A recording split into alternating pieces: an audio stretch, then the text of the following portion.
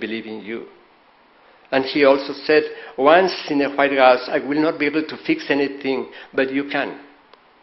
But apparently, in November the 5th, 2 years ago, those electing President Obama say, oh, they're great, we did it, we have a great, magnificent guy, a great president, let's wait and see how he will fix the things. He cannot.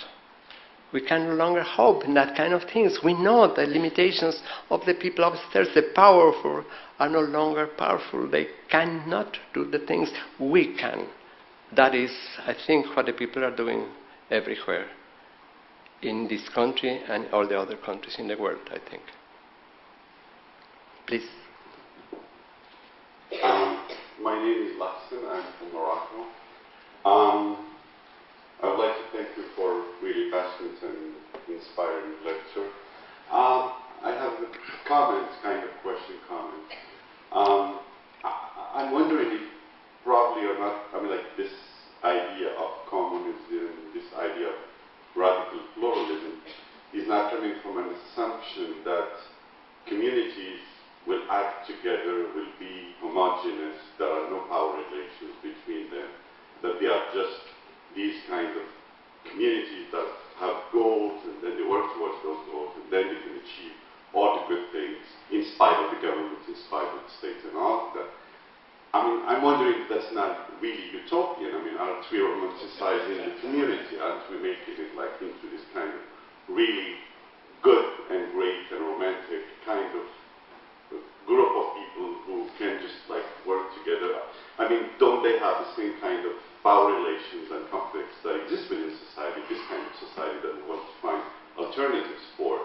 So, are they really viable alternatives? That's my question. Thanks. It's really a beautiful question. Of course, the question we haven't explored for the last 5,000 years. But let's explore for a minute the answer. We are saying that what we are seeing today, we call that localization, that is at the same time an alternative to both localism and globalization. The communities, these old communities in Latin America, the communities that for 500 years have been resisting colonialism, entrenching themselves in their own tradition, in the community where they are strong. But this being isolated, being localized in their own place, in their own thing, created a kind of localism that often became fundamentalism. And this closeness cannot stand before the global forces. We know that all these isolated communities will be erased from the map with the global forces.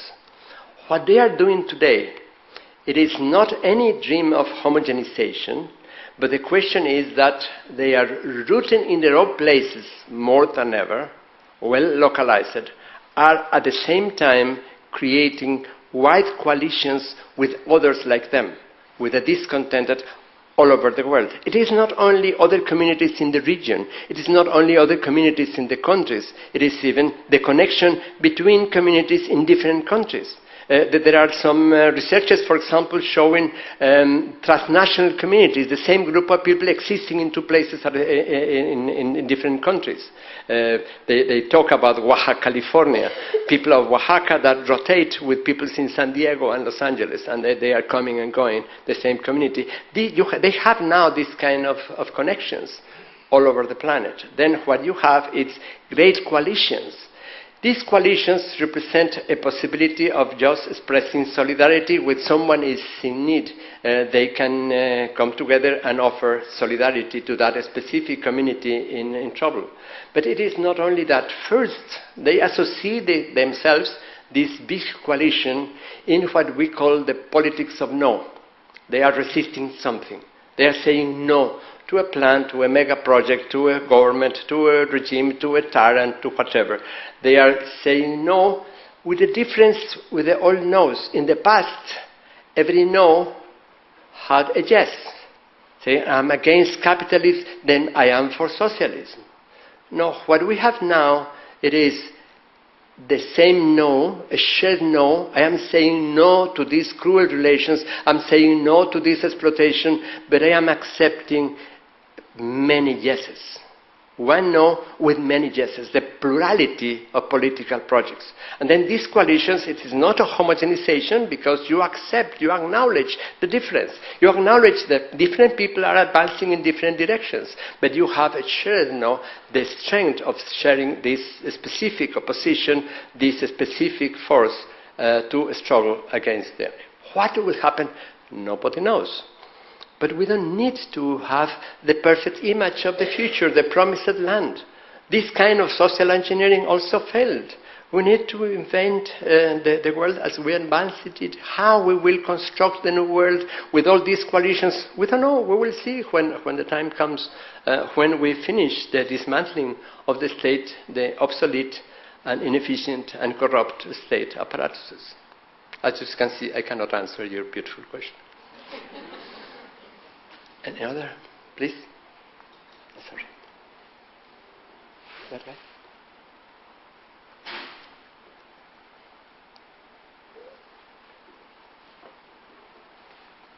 Not one son, Ghana and Madagascar. Thank you. Join my colleagues to say thank you for a wonderful, inspiring words that you gave to us.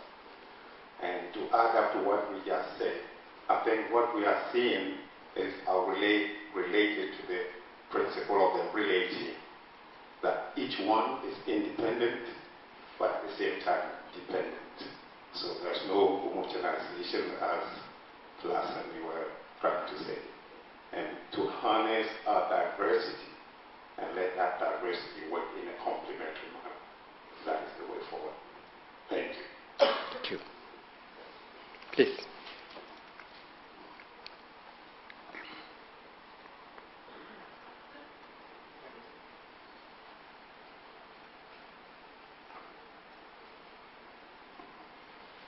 I'm a trustee of World Learning, and I'm so pleased with your positive reaction and the hope that you derive from our students, from our different programs.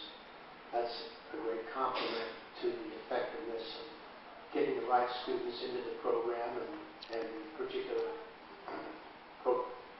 countries they're visiting and what they're doing. My question is quite far apart from that comment. Bill Gates has been spending a great deal of charitable money on improving health in Africa and other places. Bill Gates and Warren Buffett have recently instituted a major effort to secure a great deal of funding from wealthy Americans where they pass on at least 50% of their wealth to various charitable missions. This could amount to billions and billions of dollars over time, already is. I'd like to hear your reaction to the Gates and this development and the impact that it might have on society from your point of view. Good.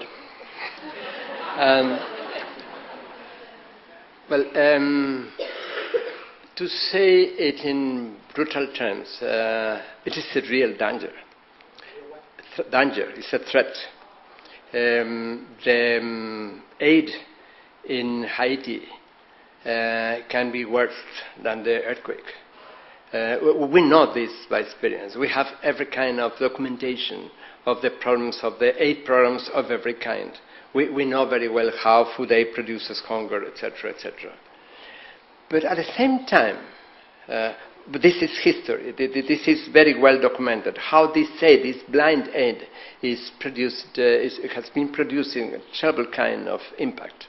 How in general terms, the aid, private and public aid, has been devastating for us and has created a lot of problems for all of us in many different ways. At the same time, we all are learning. And it is clear that Bill Gates has a very interesting learning curve, and he has been learning what not to do. And then perhaps he may share with others that experience. And the main lesson that he learned, I think, is to listen. Instead of saying, I know what you need. I know exactly what you need. And then I'm bringing the gift of exactly what you need. They are coming now asking, what is what you need? What is what you want? Yes, I have different options. I have these different kind of things that I can offer to you, but what is what you need? My hope is that they are learning. And then both parties are learning. We are learning how to listen to these guys that want to help us and how we can educate them and telling them, please don't help us. Let's find ways to collaborate together. There are many things that we can do together. And then we can find together a way of changing the world. And I would say something. I think that Bill Gates and Warren Buffett and all these guys, and even these guys in Germany that are trying to do the same thing, that they are saying we need to give more money. We are earning more money than ever. I would love to have one of them talking with Carlos Slim, the richest man on earth, who earned in Mexico 18 billion last year. That was his profit last year, while we were collapsing. I would want Carlos Slim to hear to these people. And I dream, let's have these guys listen to our students. When they come back, they say, no, you must not help them. Come, let's do things together. Let's try to do things here in the United States and in the other places through collaboration, to creating these networks of a different kind that basically express dignity on both sides and a different kind of collaboration. That is my hope. That is, do-gooders will learn to do it in a different way.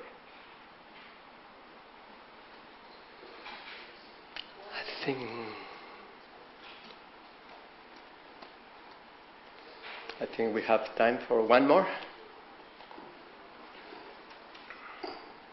I'm from Morocco.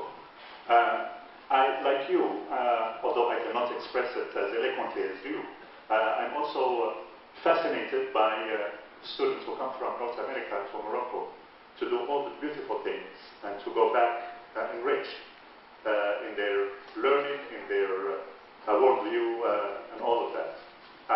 I'm also grappling with the fact that while I'm very proud of what I'm doing, there are also millions of Moroccan students their age who are also confronted or are going to be confronted with the same realities that these North American students are, but who do not have the possibility and the luxury of doing this cross-cultural experience because of the lack of resources, the lack of money, the lack of incentives.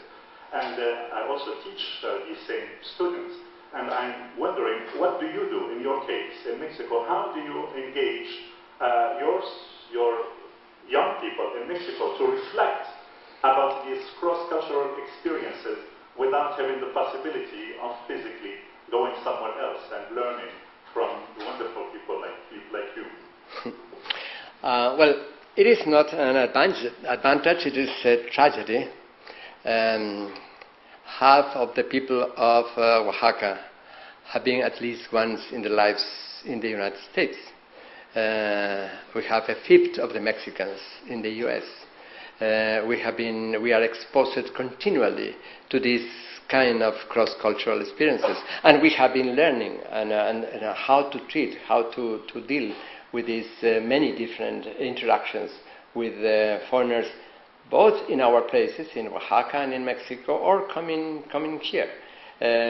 I could say that, for example, one of the ethnic groups of Oaxaca is the Mixtecs. The Mixtecs is the ethnic group with fastest growth in Manhattan, in New York, in the last 10 years. And a woman came to study them, and they found them that they are very well organized. They have a very solid organization, all of them, and then she had interviews with all of them. And to make that long story short, 92% are planning to come back to Mexico.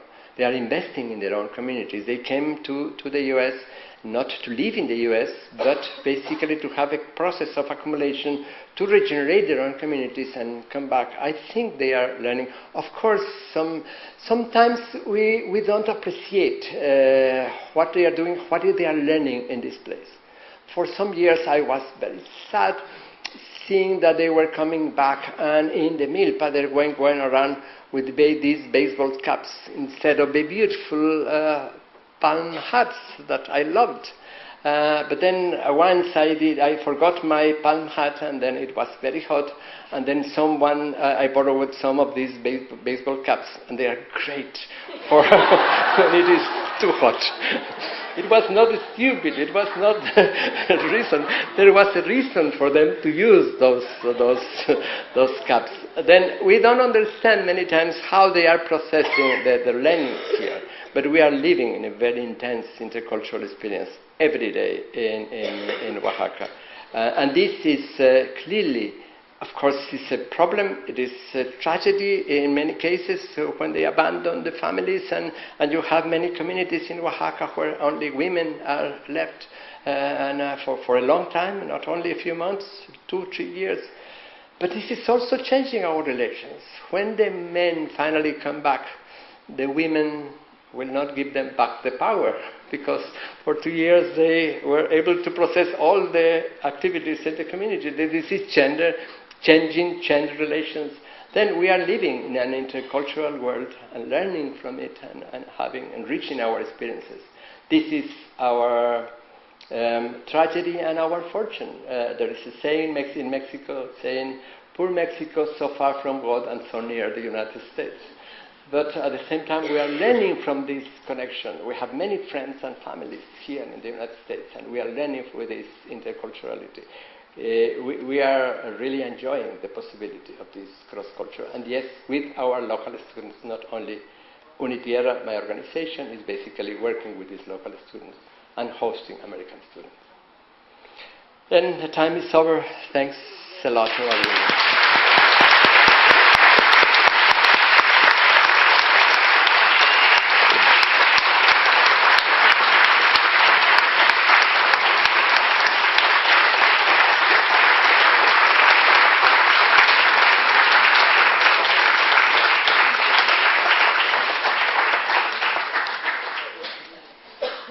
Thank you, Gustavo, for an inspirational and insightful speech. And I am just honored and humbled to be able to call you colleague. And it has been, for me, you're sort of the pinnacle and also the kickoff, a beautiful kickoff of the next day of being able to enjoy each other as colleagues. What an amazing, great speech, and it's so wonderful, and I've learned so much from each of you in each of the sessions. And again, I don't have enough time to clone myself to be able to be everywhere, but thank you so much. Before we break for the last day, I want to do one other thing, which is to give a special thank you to our organizing committee, because they really did all the work.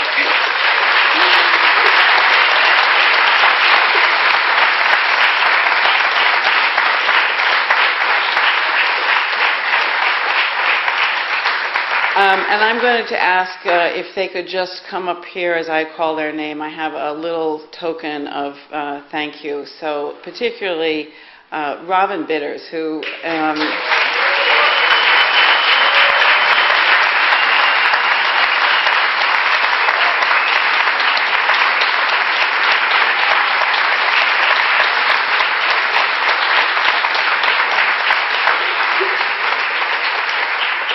and right behind Robin is Laurie Granger.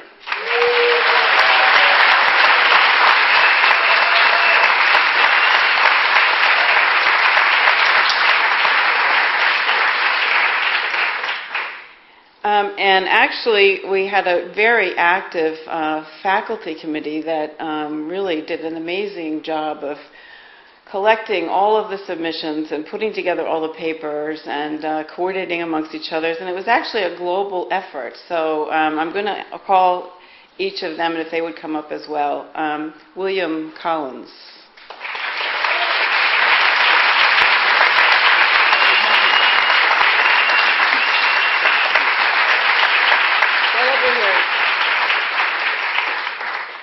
Tony.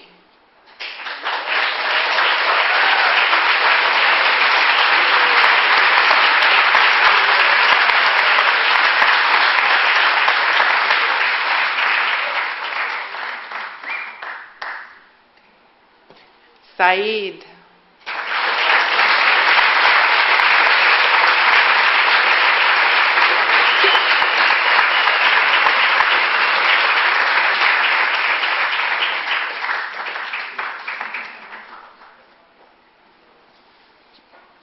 Barbara.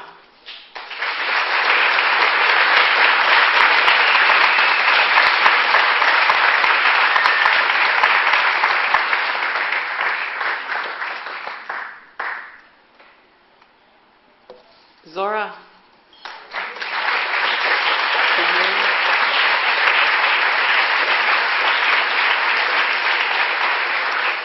And Anne.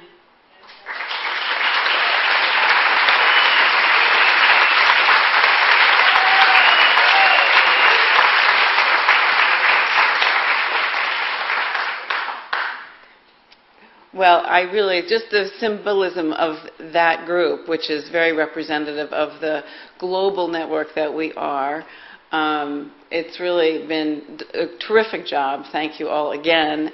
And most importantly, thank you all for coming and presenting and participating so actively. So a big round for yourselves.